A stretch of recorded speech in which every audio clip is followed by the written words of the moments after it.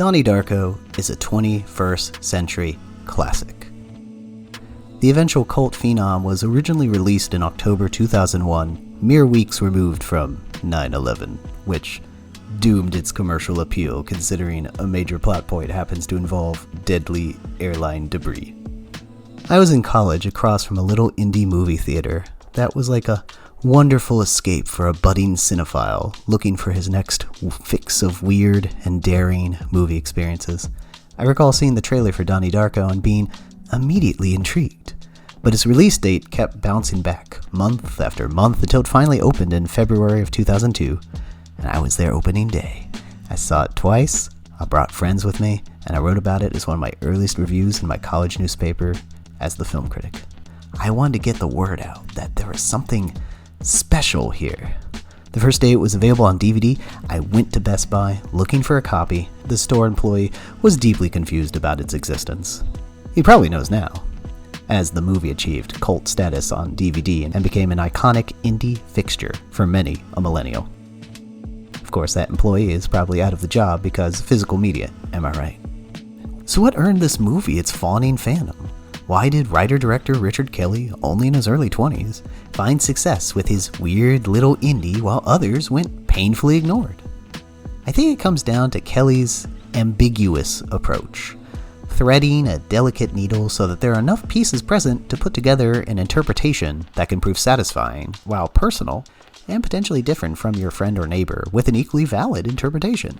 That's what got me thinking about the subject of this video, how this movie relates to the literary concept of the death of the author. The term stems from a 1967 essay by French critic Roland Barthes, who argued that the intent of the author is not the only point of importance when it comes to meaning. He says, "The birth of the reader must be at the cost of the death of the author."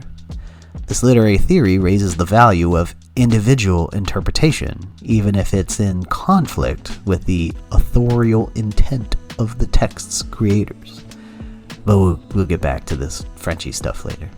Oh, and definite spoilers ahead? With Donnie Darko, what Richard Kelly has done is mix and match parts of an intriguing apocalyptic puzzle. There's a relatable high school drama about pushing back against the hypocrites and phonies of the adult world. There's a mystery about who or what is behind Frank the Bunny, the creepy, otherworldly figure serving as Donnie's Virgil-like guide, and the character study of a lonely, troubled kid trying to find a better sense of understanding of himself, his place in the world, and his sense of what lies beyond. I could just as readily view Donnie Darko as a spiritual refresher, and I've always sided more with a divine interpretation than science fiction. Donnie and his therapist talk about the question over God's existence, and Donnie says he doesn't feel like he can get anywhere debating it, so he has simply agreed to give up. I've just never seen any proof, so I just don't debate it anymore. Donnie talks about dying alone and how if everyone is resigned to do so, then this must be a condemnation of God. The search for God is absurd. It is if everyone dies alone. Kelly establishes these early conditions at the beginning of an arc that leads to Donnie not just accepting a messianic status, but volunteering for one, dying alone, but in a manner that serves as victory. This to me is why he laughs at the end after being transported back to his fateful spot. He rolls over in bed and closes his eyes, knowing an end for him is not an end, but a vindication. The honking from Frank the second time, serving as a "we did it" victory celebration. Through his sacrifice, the world will continue. Through bizarre circumstances, a young man has found an unexpected spiritual renewal, bringing him to a personal fulfillment as well as the larger picture of averting a looming apocalypse for our tangent universe. This has been my preferred reading of Donnie Darko, with divine forces selecting Donnie as the universe's lone hero and mysteriously guiding him along his journey. Each intervention and urging from Frank is leading to a culmination of events that would convince Donnie of his duty. When Donnie is talking to Frank the Bunny in an empty movie theater, playing a double feature of Evil Dead and The Last Temptation of Christ, one of my favorite jokes, Donnie asks Frank, "Why do you wear that stupid bunny suit?" Frank turns and asks, "Why are you wearing that stupid man suit?" Under my interpretation, Frank is a supernatural being, call it an angel or whatever you want, but he is not human, and he's only using the form of this doomed man as a necessary vessel for this mission. When Donnie breaks into his school and breaks the water main, under the hypnotic control of Frank's urging, we see that the vandal has also spray painted, "They made me do it," below the school mascot. The school and police go class by class and have students rewrite the phrase on a chalkboard, analyzing their handwriting. Donnie's handwriting is clearly different from the spray painted message. This is a little detail that could be missed. Could it be that Donnie, under the influence of Frank, also wrote as him, adopting his handwriting? With that, perhaps instead of Donnie writing a would-be confession, it was actually Frank. "They made me do it," Frank writes in apology to Donnie, not just for prodding him along, but ultimately for the pain and suffering the real Frank of this world will cause for Donnie. He's saying, "I'm sorry that all of this has to happen to you, Donnie. It wasn't my choice. They made me do it for their plan." In the theater, Frank even tells Donnie, "I'm so sorry." Though this is removed in the director's cut, I think that's a more intriguing examination than Donnie just saying he was told to flood the school by his imaginary friend or future interloper. This is one reason why I am not a big fan of Kelly's eventual director's cut DVD release in 2004, which added about 20 minutes to the film and changed many edits, song choices, and special effects sequences. The director's cut went too far for me, specifically spelling out Kelly's vision of time travelers from the future trying to coach Donnie as their variable. Whole sections from Roberta Sparrow's book, The Philosophy of Time Travel, were printed on screen, explicitly connecting the various pieces in a way that had previously been left as ambiguous. Take some of these literal textbook exposition dumps. Water and metal are the key elements of time travel. Water is the barrier element for the construction of time portals used as gateways between universes at the tangent vortex. When a tangent universe occurs, those living nearest to the vortex will find themselves at the epicenter of a dangerous new world. Artifacts provide the first sign that a tangent universe has occurred. If an artifact occurs, the living will retrieve it with great interest and curiosity. Artifacts are always formed from metal. The living receiver is chosen to guide the artifact into position for its journey back to the primary universe.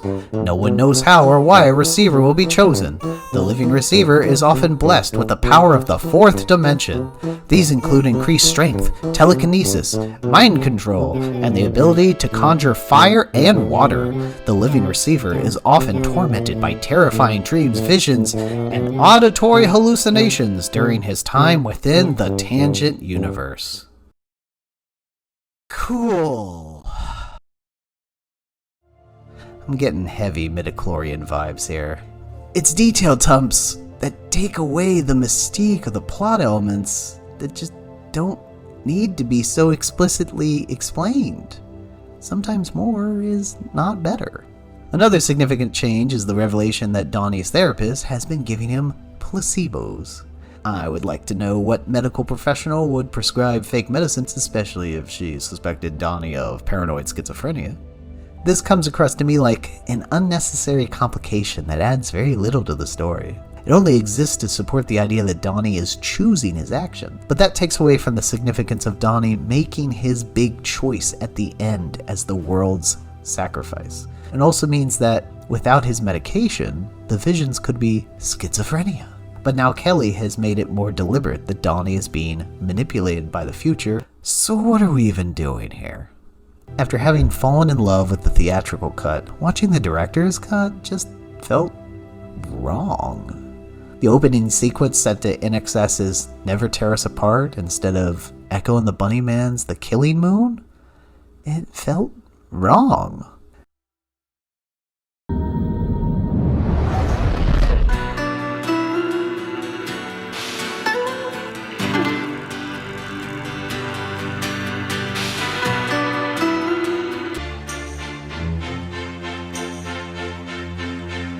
Don't ask me what you know is true. Don't have to tell you I love your precious heart. I was standing, you were there. Be the killing time, unwillingly mine. Fate up against your will, through the thick and thin. He will wait until for 1,000 years. But if I hurt you, I make wine from your tears. I told you that we could fly, 'cause we all have magic world. Your sky all hung with jewels. The killing moon will come too soon. Fate, two worlds colliding, and they could never, ever tear us apart. Having the movie periodically interrupted by expository info dumps from the future felt wrong.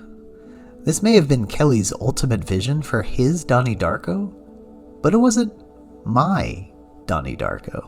I didn't need anything more than what I had already been given originally.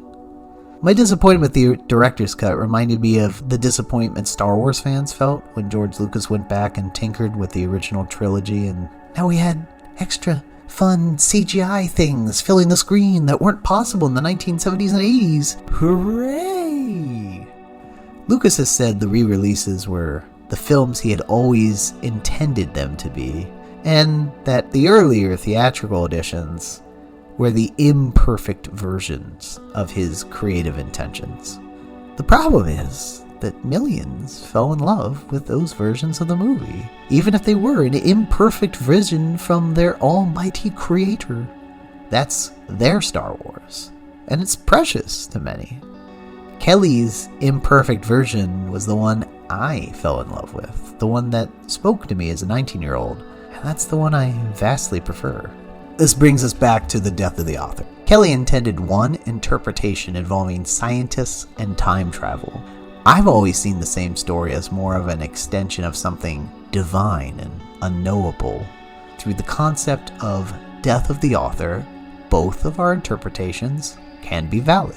Art doesn't have to have a finite number of ways that it can be viewed.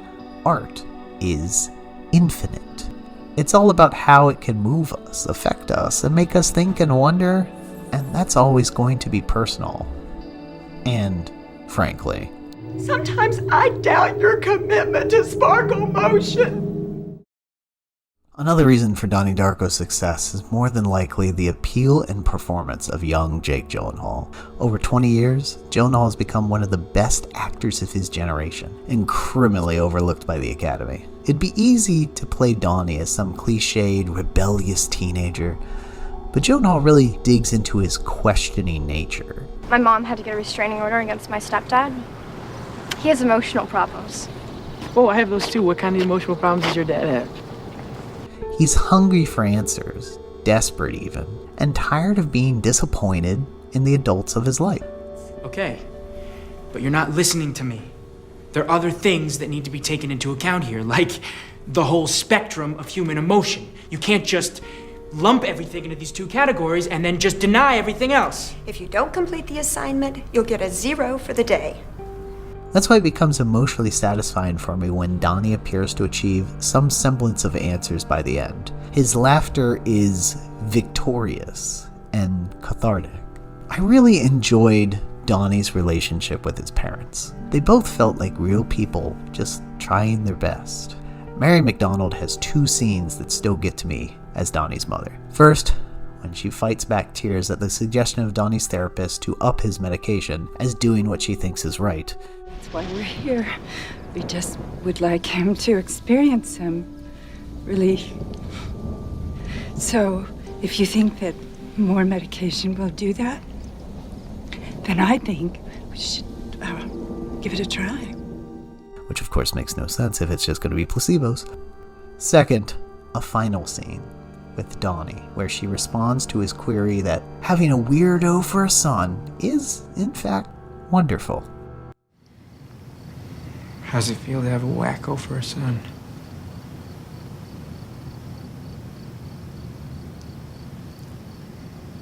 It feels wonderful. This will actually be the last time they see each other, and that recognition is poignant. The parental care and empathy that she exudes is poignant. I still laugh when Holmes Osborne cannot contain his inappropriate titter to hearing about his son's vocal outburst directed at his snitty health teacher. I'll tell you what he said. He asked me to forcibly insert the Lifeline exercise card into my anus. His story, recounting losing a friend at a young age and the parallel with almost losing Donnie, is a great moment. These details are what so fully inform the whole of the movie and the complex and realistic relationship between parents trying to understand their troubled kid in a confusing world. With so many people being launched into success and acclaim from this movie, it is a sad surprise that Richard Kelly himself was never able to recreate his winning alchemy. He wrote the shooting draft for 2005's Domino, a needlessly excessive and irritating movie. His big follow-up, 2008's Southland Tales, was a disaster at the Cannes Film Festival, and Kelly cut a half hour before it was ultimately released stateside to head-scratching. I was eagerly anticipating Southland Tales, and then I watched it, and minute by minute, the sinking realization set in that this was not going anywhere, and nowhere soon. It was like Kelly was trying to throw every disparate idea he ever had into one movie for fear he'd never make another. I haven't rewatched it since, and honestly don't feel the need to do so. The last movie Kelly directed was 2009's The Box, an adaptation of the William Matheson short story, featured on newer incarnations of The Twilight Zone. It too failed at the box office, suffered from a confusing and muddled narrative, and from there, Kelly was seemingly radioactive to Hollywood. He hasn't a credit to his name since, though I've read he's worked on many uncredited rewrites of movies throughout the ensuing years. With each directorial effort, you can feel Kelly trying to recreate the formula from Darko, bringing the different weird pieces and tones together by the end to form a satisfying mosaic open to interpretation. Southland and The Box both feel overextended, strained, and cluttered with too much salient junk. I truly wish Kelly has another shot to tell a big screen story after everything he's been through. I'm sure he has more stories to tickle our brains. Maybe he just needs stronger editorial guidance. Or, quite simply, maybe that Donnie Darko magic is just something that cannot be recreated by anyone, even its own creator. This includes the sequel, S. Darko, which was released in 2009, starring Donnie's little sister Samantha, played by Davey Chase, the Ring Girl. Did you ever hear there was a sequel? There's a good reason for that. It's not very good. The sequel strains to be an imitation of its predecessor, right down to Samantha having to be a sacrifice to go back in time and save her dumb friend's life. Does her sacrifice mean anything larger? Not really. It should be emphasized that Kelly had nothing to do with the sequel. It was written by Nate Adkins, who would go on to create the Netflix franchise The Christmas Prince. So, there's that. There is nothing of note in this cash grab of a sequel to even reward your curiosity in watching it, and I would advise that you just skip it at all costs.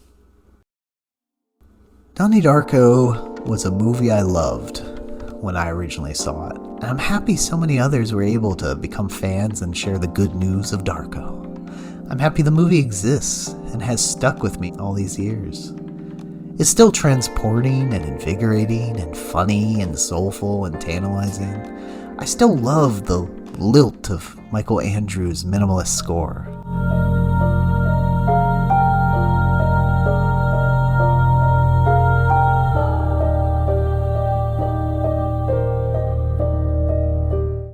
I love the scene of Donnie reaching out to Charita Chen, the target of rampant bullying, to promise her one day everything will be better for her.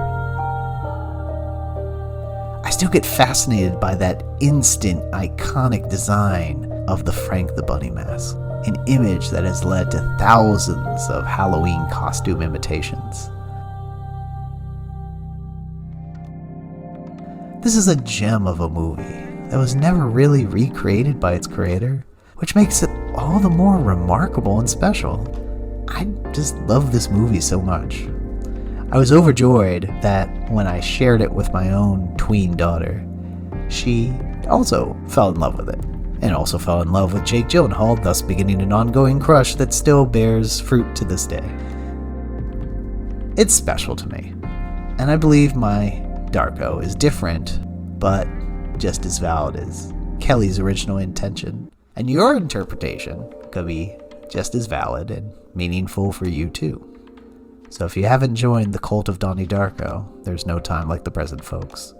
Thanks for watching, and leave your comments about your own feelings about Donnie Darko, or any other work of art where your interpretation differed from what the artist intended. Thanks.